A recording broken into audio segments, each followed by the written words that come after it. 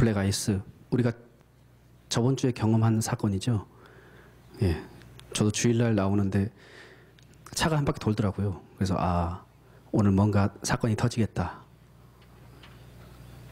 싶었는데, 이제 그날 아마 뭐 듣기에는 뉴저지 쪽만 뭐 한 교통사고가 한 200건 났다고 했던 것 같아요. 다행히 그래서 이 블랙 아이스가 굉장히 이 겨울철에 특히나 위험하기 때문에 이 4분이라는 시간을 할애해서 이렇게 여러분께 보여드렸습니다. 위기 탈출 넘버원. 여러분, 우리가 인생을 살아가면서 우리의 인생에는 여러 가지 이런 위기들이 있습니다. 어떤 자녀에 대한 어떤 문제가 있을 수가 있고요. 혹은 내 직장에서 경험하는 어떤 위기, 어떠한 문제, 어떤 갈등적인 그 상황 가운데 있을 수 있습니다. 그것은 어떤 사람이건 모두가 다 갖고 있는 거죠. 어리다고 해서 그러한 어떤 문제가 없는 것도 아니고, 혹은 나이가 많다고 해서 또 그런 어떤 문제가 있는 게 없는 것이 아닙니다. 인간은 누구에게나 어떤 그러한 갈등과 문제와 위기가 있는 것인데, 오늘도 오늘 성경 본문에서도 그 믿음의 대가라고 할 수 있는 이 다니엘, 여러분 너무나 잘 알고 계시는 본문입니다. 다니엘이 사자 굴에 들어간 사건이죠. 이 다니엘 또한 이 다니엘의 인생에 있어서 아주 절체절명의 큰 위기가 닥칩니다. 다니엘은 매우 탁월한 리더였습니다. 그는 매우 깨끗하고 윤리적으로나 도덕적으로나 율법적으로 흠 하나 잡을 것이 없는 그런 탁월한 리더였습니다. 그래서 그런 그를 넘어뜨리기 위해서 방백들이 이제 음모를 꾸미기 시작하는데, 그도 그럴 것이 바로 이 이스라엘의 포로로 끌려왔던 이 다니엘이, 이 노예가, 한낱 노예가 바로 이 바벨론의 메세 바다의 2인자나 되는 그 총리의 자리에 있다라는 것은 방백들로 하여금 굉장한 시기와 질투를 당했을 것입니다. 그래서 그러한 사건들로 인하여서 이 다니엘에 대해서 음모를 꾸미면서 다니엘을 어떻게 하면 저 자리에서 끌어내릴 것인가, 다니엘에 대한 이 허물과 허점들을, 그릇함을 찾아보려고 하지만 결코 찾지를 못합니다. 왜냐하면 그 이유를 성경에서는 오늘 4절에서 말씀하죠. 다니엘이 너무나 충성되었다라고 얘기하고 있습니다. 그런데 다니엘의 이러한 모습들, 그 그릇된 모습들을 하나도 찾지를 못했지만 다니엘을 유심히 보니까 한 가지 특징이 있었습니다.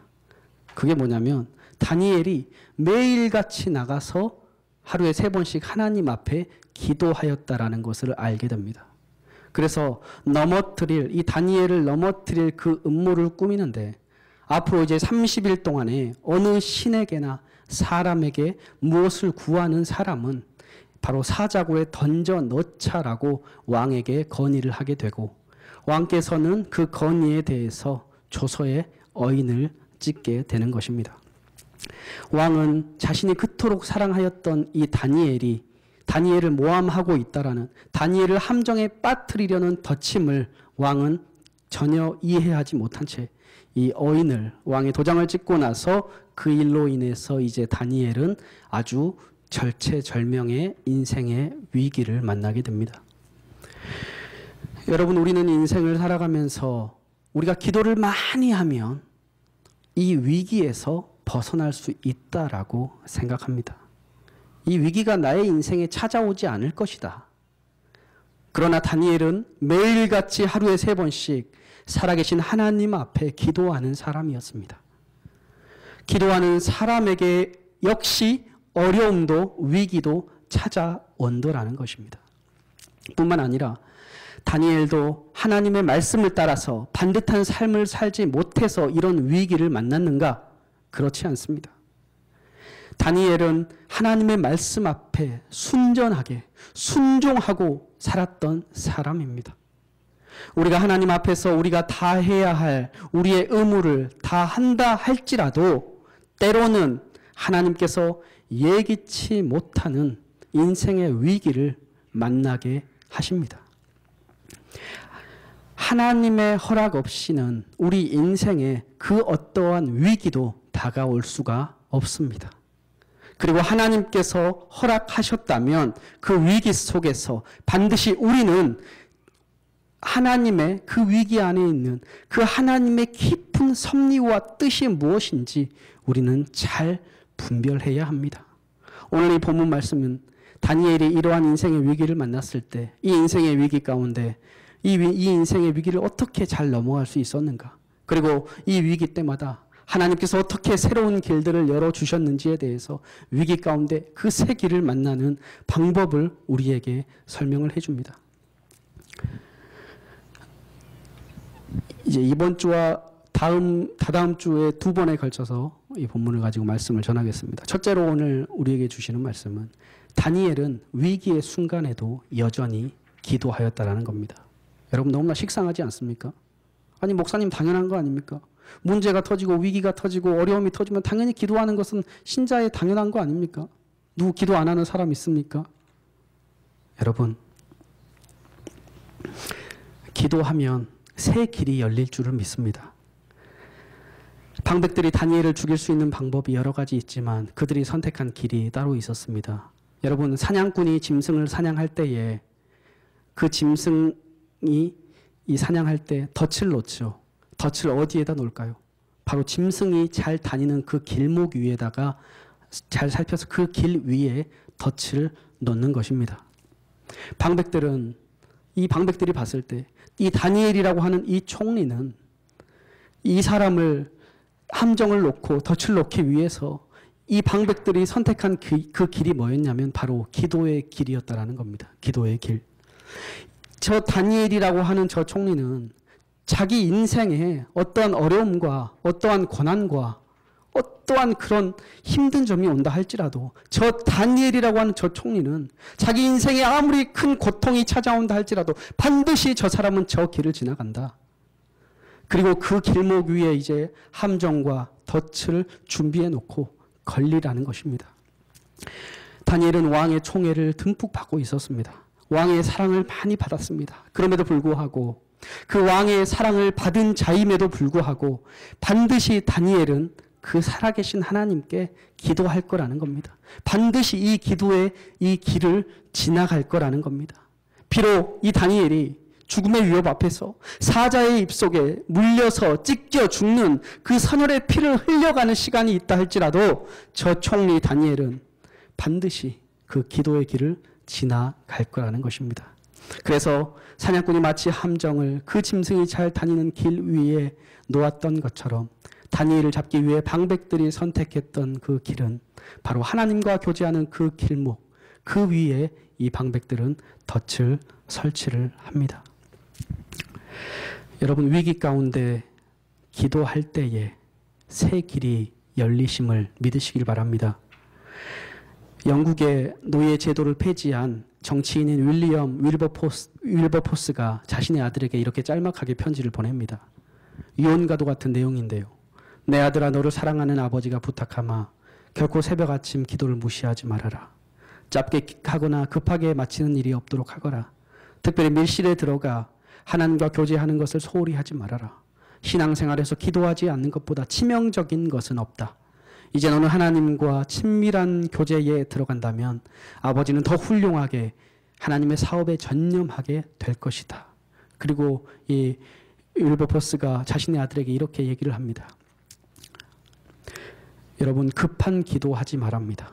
정성 없는 기도는 반드시 너의 인생을 실패하게 만든다라는 겁니다. 기도를 너무 짧게 하지 말랍니다. 기도의 시간을 줄이지 말랍니다. 기도의 시간을 투자하는 것만큼 오히려 그것이 내 시간을 없애는 것이 아니라 오히려 그것이 내 인생의 시간을 버는 것이랍니다. 다니엘은 자신의 인생에 아무리 급박한 위기와 상황이 찾아와도 그 자신의 기도의 시간을 줄이지 않았습니다. 그는 자신의 인생에서 위기의 시간이 올 때에 여전히 하나님 앞에 나가서 기도하였습니다. 그런데 다니엘이 하나님 앞에 나가서 드렸던 기도는 조금 우리와는 달랐던 기도입니다. 보통 우리는 감사의 기도를 드릴 때에 어떻게 기도하죠? 우리의 소원, 우리가 바라는 것, 우리의 기도의 제목이 응답되어지고 이루어질 때 우리는 감사 헌금도 하고 우리의 하나님께 감사의 기도를 올려드리고 그렇게 하나님께 감사를 하지요. 그런데 오늘 본문 10절 말씀을 보니까 어떤 기도로 10절을 마무리하는가 보니 바로 하나님께 감사하였답니다. 하나님께 이 위기의 시간에 기도하는 것 굉장히 중요하지요. 그런데 그 기도가 어떤 기도였느냐, 성경이 뭐라고 얘기를 하냐면 그 위기의 시간에 문제가 해결되지 않고 여전히 그 상황이 내 가운데 있습니다. 문제가 여전히 내 앞에 있고 풀리지 않는 그것이 내 앞에 여전히 있음에도 불구하고 그 시간에 먼저 하나님께 감사하였다는 겁니다. 여러분, 그래서 감사는 시점이 굉장히 중요합니다. 내가 언제 감사를 하느냐? 우리는 일반적으로 오병이어의 그 기적이 일어났을 때에 5,000명을 먹이시고 12광주리에 떡을 남기시고 나서 예수님께서 하나님께 하나님 감사합니다. 그렇게 안 하지요. 그렇게 안 합니다. 일반적인 감사의 시점은 감사의 환경이 올 때에 이렇게 감사의 기도를 드리고 감사의 예물을 드리고 하는 것이지만 다니엘도 예수님도 전혀 다른 부분에서 감사를 드리고 있다라는 것입니다. 그 시점이 전혀 우리와는 다르다는 거예요. 예수님은 5,000명을 먹여야 되는 그 절체절명의 위기 앞에서 제일 먼저 하신 게 뭐냐면 바로 축사하셨습니다. 유카리스테오, 축사하다. 이 축사하다라는 뜻은 바로 감사의 기도를 드렸다라는 뜻입니다. 하나님께 먼저 감사의 기도를 드렸습니다. 여러분, 다니엘은 무엇으로 하나님께 감사를 했을까요? 자신의 인생을 되돌아보니까 자신이 노예의 신분임에도 불구하고 하나님께서 나를 불쌍히 여겨 자신을 높여서 바벨론의 메대 바사의 총리로 세우셨습니다. 금보다 더 귀한 믿음을 주셔서 소년의 시절에서부터 하나님 아버지만을 의뢰하기로 결정을 합니다. 온 나라의 박수나 술객들보다 10배나 뛰어난 지혜를 주시고 왕이 무슨 질문을 해도 그 질문에 답할 수 있는 놀라운 지혜를 하나님이 주셨다라는 겁니다. 느부갓네살 왕 앞에서도 벨사살 왕 앞에서도 나라가 바뀌고 왕이 바뀌었음에도 불구하고 다리오 왕, 이 다리오 왕에게도 큰 사랑을 다니엘은 받고 있는 것입니다. 자신의 공직생활 70년, 80년이 지나는 그 기간 동안에 부정과 비리에 연루되지 않고 깨끗하고 반듯한 삶을 지켜낼 수 있었던 것은 바로 하나님께서 다니엘을 지켜주셨기 때문입니다. 뿐만 아니라 하나님께서 다니엘에게 성령의 충만함을 주셔서 함정과 모함 속에서도 그 조서에 이 왕의 도장이 찍힌 것을 알고도 창문을 열고 담대하게 예루살렘을 향해서 하나님께 기도할 수 있는 그런 놀라운 믿음을 주셨다는 겁니다. 오늘 다니엘이 이 위기 가운데 무엇을 하고 있는가? 내 자신의 과거의 인생 속에 나를 돌봐주시고 나를 지켜주시고 나와 함께하여 주신 나의 인생에 많은 은총을 베풀어 주셨던 그 하나님의 은총에 감사를 합니다. 여러분, 위기는 어떤 시간입니까? 바로 우리가 하나님께로부터 받았던 그 은혜와 사랑을 그 위기의 시간에 다시 하나님 앞에 우리의 믿음과 우리의 사랑을 다시 그분 앞에 되돌려드리는 시간이 바로 위기의 시간임을 기억하십시오. 하나님께서 내가 이 시간 창을 열고 기도하면 이 시간 내 인생의 마지막 시간이 된다 할지라도 내 기도하는 모습을 보고 이 사람들이 나를 분명히 잡아갈 거 뻔히 알고 있고 나를 사자고에 집어넣을 거 알고 있지만 내 인생의 마지막 절체절명의 위기의 시간이 될 줄 알고 있지만 그럼에도 불구하고 내가 죽으면 죽으리다 라는 그런 마음으로 하나님, 저 하나님 앞에 보여드리고 싶어요. 내 믿음 비록 적지만 하나님 지금까지 나를 사랑하셨고 오늘도 나와 함께 하시는 하나님, 내 생명의 주권자 되시는 하나님, 저 그 하나님께, 내가 믿는 그 아버지 하나님께 제 믿음을 좀 보여드리고 싶어요. 아버지 앞에. 하나님, 지금까지 나에게 바벨론 제국에서부터 메데 바사 페르시아 제국으로 이르는 동안 하나님 나에게 베풀어 주신 그 많은 은혜와 그 수많은 놀라운 선물들, 그 축복들보다 오히려 오늘 하나님이 나에게 더 크신 분입니다. 하나님이라는 그 존재 자체가, 내가 믿는 그 하나님이라는 그 존재가 내가 지금까지 받았던 그 수많은 축복들보다 그 축복이 중요한 게 아니라 오늘 나와 함께 하시는 그 하나님이라는 존재가 나에게 가장 큰 분이십니다. 하나님, 내가 얼마나 하나님을 사랑하는지 보여드리고 싶어. 내가 비록 지금 이 시간 기도하면서 죽는다 할지라도, 내가 사자굴에 들어가는 상황이 된다 할지라도 내가 하나님 앞에서 하나님을 사랑하는지, 내가 얼마나 많이 하나님 사랑하는지 하나님께 감사의 기도를 통해서 보여드리겠습니다. 다니엘은 하나님 앞에서 자기 자신의 그 위기를 통해 하나님을 얼마나 많이 사랑하는지 감사의 기도를 통해 보여주었습니다. 미국의 듀크 대학의 농구팀 감독인 마이크 시셉스키라는 사람이 있습니다. 이 사람이 유명해진 것이 LA 레이커스라는 그 농구팀으로부터 이 시셉스키 감독이 이 듀크 대학의 감독으로 이제 있었는데, 이 시셉스키 감독을 LA 레이커스 감독으로 이제 초청한 적이 있습니다. 근데 그냥 초청 안 하죠. 연봉을 이렇게 제시를 하는데 4천만 달러의 이 계약금과 함께 이분을 초청을 하게 됩니다. 근데 이제 이 사건이 유명해진 사건이 뭐냐면, 계기가 본인은 지금 이 듀크 대학에서 연봉이 160만 달러밖에 안 돼요.